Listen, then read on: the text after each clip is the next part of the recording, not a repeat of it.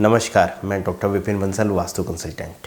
हमेशा की तरह आज फिर आप लोगों के लिए एक और नए विषय पर चर्चा करना चाहूँगा।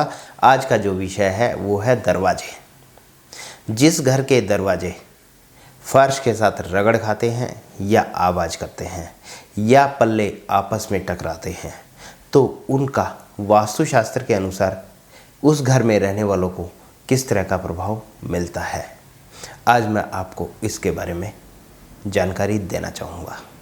जिस घर के दरवाजे फर्श के साथ रगड़ खाते हैं उस घर में बेवजह का झगड़ा होता रहता है, परिवार में तनाव बना रहता है। जब दरवाजे बंद करते हैं, दरवाजे आपस में आवाज़ करते हैं, टाइट बंद होते हैं, तो उस घर के अंदर भी बेवजह के झगड़े होने के कारण बनते हैं और कोई भी व्यक्ति बात सुनने के लिए तैयार नहीं होता। आपके यहाँ भी इस तरह की दिक्कत आ रही है तो मैं कहूँगा कि आप अपने दरवाज़ों को सही करें, क्योंकि दरवाजे जिस घर के सही होंगे उस घर के अंदर हमेशा ही खुशहाली आएगी। आपके दरवाजे फर्श के साथ रगड़ खाते हैं, आपस में टाइट होकर बंद होते हैं, दरवाजे के पल्ले आपस में टकराते हैं, तो इससे बड़ा भयंकर वास्तु दोष पैदा होता है। इसलिए मैं आपको कहना चाहूँगा कि आप अपने घर के सभी दरवाज़ों पल्लों को सही कराएं। जब भी मौसम बदलता है, गर्मी का मौसम आता है तो दरवाज़ा सिकुड़ जाता है और ना तो वो फर्श के साथ रगड़ खाता है और ना ही आपस में टकराता है। लेकिन जब सर्दियों का टाइम आता है, उसमें बरसात का टाइम आता है, उस समय दरवाजे फूल जाते हैं। फूलने के कारण वो फर्श के साथ भी रगड़ खाना शुरू कर देते हैं और वो पल्ले आपस में भी टकराना शुरू कर देते हैं। इसी के साथ बहुत सारी जगह, क्या मैक्सिमम जगह देखने में आता है, जो दरवाजे के पल्ले होते हैं, यानी जो दरवाजे होते हैं, दरवाजे के बैक साइड में हैंगर लगा लिए जाते हैं। किस चीज़ के लिए? कपड़े टांगने के लिए। आपने भी अपने यहाँ पर इस प्रकार से हैंगर लगाए हुए और कपड़े टांगे हुए हैं तो मैं कहूँगा कि आपके यहाँ भी बेवजह के झगड़े होने के कारण बनते हैं।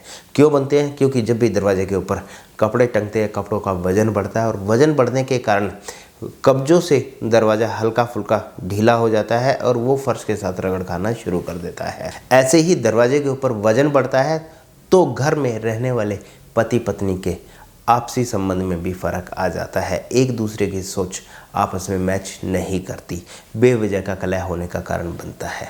आपके यहाँ भी ऐसा हो रहा है तो मैं कहूँगा कि आप अपने दरवाजे के पीछे जो आपने हैंगर लगा रखे हैं उन हैंगर को उखाड़े और फेंक दें, क्योंकि आपको अपने घर में अपना माहौल अच्छा चाहिए तो आप अपने दरवाज़ों को बिल्कुल फ्री करें। दरवाज़ों के ऊपर किसी भी प्रकार का कोई वजन ना टांगे। कारण मैंने आपको बता दिया कि कारण क्या है। दरवाजे ना तो वजन पसंद करते हैं और ना ही वजन के कारण लटक कर फर्श के साथ रगड़ खाना पसंद करते हैं। इसी के साथ मैं आपको एक बात और बताना चाहूँगा, जिस घर के दरवाजे खराब हो गए हैं, दीमक लग गई है, घुन लग गया है, उस घर के अंदर झगड़ों के साथ साथ पैसे का भी नुकसान होता है और कहीं ना कहीं से बड़ी आफत आने के कारण भी बन जाते हैं। इसी के साथ मैं आपको एक बात और बताना चाहूँगा, जिस घर का दरवाज़ा खराब हो जाता है, टूट जाता है या पेंट की पपड़ियाँ बन के गेट भद्दा हो जाता है, गेट में दीमक लगी हुई है, गेट खराब हो गया, कहीं से टूट गया है, तो आपके यहाँ बेवजह की टेंशन बन जाएगी। अचानक से दुर्घटना होने के कारण भी बन सकते हैं, एक्सीडेंट होने के कारण भी बन सकते हैं और उस घर के अंदर नेगेटिव एनर्जी का भी प्रभाव ज़्यादा बढ़ जाता है। क्योंकि जब भी हम अपनी आंखों से उस गेट को देखते हैं और उस गेट को देखने के बाद फीलिंग अच्छी नहीं आती, तो ये मान के चलिए कि उस घर के अंदर नेगेटिव एनर्जी का दबाव बढ़ गया है। आपके यहाँ भी ऐसा हो रहा है तो मैं कहना चाहूँगा कि आप अपने मेन गेट को या किसी भी दरवाजे को आप सही कराएं। सही का मतलब टूटा हुआ है तो उसे ठीक कराएं, ठीक नहीं हो सकता तो आप उसे बदलवाएं। पेंट खराब हो गया, पेंट की पपड़ी बन के उतर गया, तो मैं कहूँगा कि आप उसके ऊपर बहुत ही अच्छा सुंदर सा हल्के रंग का पेंट कराएं। ऐसा करने से आपके घर के अंदर पॉजिटिव एनर्जी का दबाव बढ़ जाएगा और घर का माहौल भी अच्छा होता चला जाएगा। आपको पता भी नहीं चलेगा कि कैसे आपके घर के अंदर का माहौल अच्छा हो गया, यानी परिवार सारा इकट्ठा बैठना भी शुरू हो जाएगा और झगड़े होने भी धीरे धीरे करके कम होते चले जाएंगे। क्या करने से? सिर्फ आपको अपने घर के दरवाजों को सही करने से।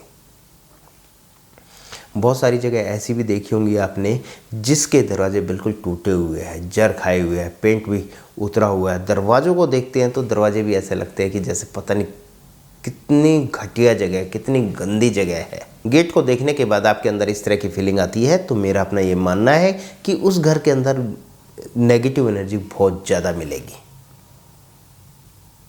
तो मैं आपको कहना चाहूँगा, जब दूसरे घर को देख के हमें ऐसा महसूस होता है तो हमें अपने घर के गेट को भी सही जरूर करना चाहिए। जो गेट खराब हो गया, गंदा हो गया, पेंट की पपड़ियाँ बन के उतर गया है, तो कुल मिला के आप अपने गेट को बिल्कुल सही कराएं। अगर आप अपने गेट को सही नहीं कराते हैं, गेट की हालत ज़्यादा खस्ता हो गई है, तो कहीं ना कहीं पति पत्नी के संबंध खराब होकर एक दूसरे से अलग रहना पसंद करते हैं। यानी पत्नी अलग रूम में सो रही है, पति अपने अलग रूम में सो रहा है। इस तरह की स्टेज भी आकर खड़ी हो जाती है। यदि आपके यहाँ इस तरह की स्टेज आई हुई है तो मैं आपको कहना चाहूँगा कि आप अपने घर के दरवाज़ों को सही कराएं। समय समय पर दरवाजे के जो कब्जे हैं उनके अंदर ऑयल डालते रहें। जैसे बरसात का मौसम आता है उस दौरान दरवाजे नमी के कारण टाइट हो जाते हैं, उनको भी आप समय समय पर ठीक जरूर करें। इसी के साथ मैं आपको एक बात और कहना चाहूँगा, जो आपके अपने दरवाजे लगे हुए हैं, दरवाज़ों के जो कब्जे हैं, और इसी के साथ जो आपकी खिड़कियाँ लगी हुई है, खिड़कियों के अंदर जो कब्जे लगे हुए हैं, कब्जों के अंदर जो अपना मशीन का ऑयल आता है, यानी जो सिलाई मशीन होती है उसके अंदर डालने वाला जो ऑयल आता है, तो आप उस ऑयल को आप दरवाज़ों के कब्जों के अंदर डालेंगे तो आपके दरवाजे कुछ ही देर में बिल्कुल हल्के हो जाएंगे, स्मूथ हो जाएंगे और बिना आवाज़ के काम करना शुरू कर देंगे। मैंने मशीन का तेल इसलिए कहा है क्योंकि वो मिट्टी को नहीं पकड़ता। यदि आप उसके अंदर सरसों का तेल डालते हैं या मोबिल ऑयल की बूंदें टपकाते हैं, वो आसपास की मिट्टी को, मॉइस्चर को पकड़ लेता है, जिसके कारण कब्जों के अंदर मिट्टी जम जाती है और मिट्टी जमने के कारण वो हमेशा ही आवाज़ करते रहते हैं।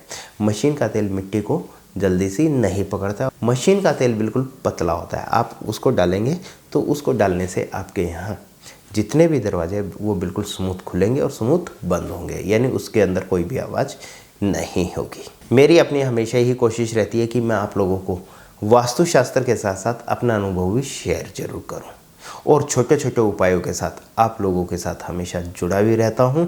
और आप सभी अपना कीमती समय निकाल कर मेरी वीडियो भी देखते हैं, उसके लिए मैं आप सभी का तहे दिल से धन्यवाद करता हूं। मेरी इस वीडियो को आप अपने सर्कल में ज़रूर शेयर करें, क्योंकि हर घर के अंदर जैसे मौसम बदलता है उस समय दरवाजे फर्श के साथ रगड़ भी खाने शुरू कर देते हैं और आवाज़ करने भी शुरू कर देते हैं।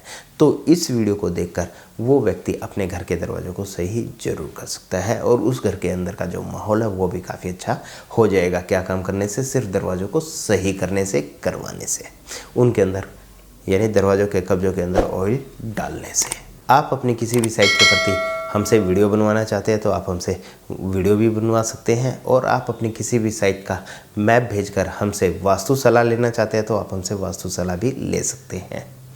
और आप अपनी किसी भी साइट का मैप वास्तुशास्त्र के अनुसार बनवाना चाहते हैं तो आप हमसे वास्तुशास्त्र के अनुसार अपनी साइट का मैप भी बनवा सकते हैं।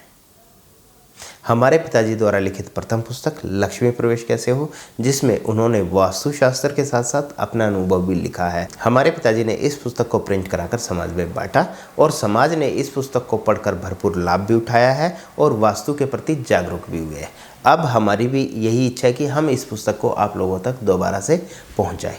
आप भी हमारी यह पुस्तक मंगवाना चाहते हैं तो नीचे स्क्रीन पर दिए गए नंबर पर संपर्क करके आप हमारी यह पुस्तक मंगवा सकते हैं। इसी तरह अगले प्रोग्राम में फिर एक नए विषय पर चर्चा करेंगे। तब तक के लिए नमस्कार।